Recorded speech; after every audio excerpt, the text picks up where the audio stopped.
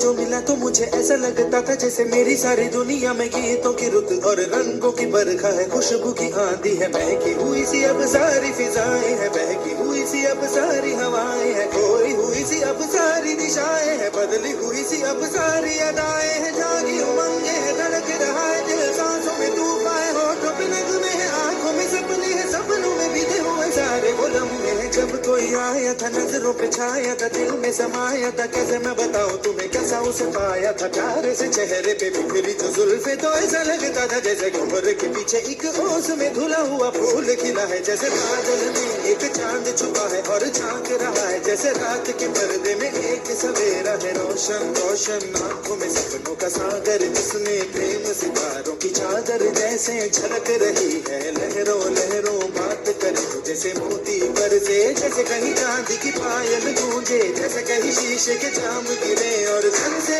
टूटे, जैसे कोई छिपके सितार बजाए, जैसे कोई चांदनी रात में गाए, जैसे कोई हौले से पास बुलाए। कैसी मीठी बात थी वो, कैसी मुलाकात थी वो, जब मैंने जाना था नजरों से कैसे पिघलते हैं दिल और आसमान है कैसे मंजिल, और कैसे उतरता है चांद जमीन पर, कैसे कभी लगता है स्वर्ग अगर है तो बस नहीं,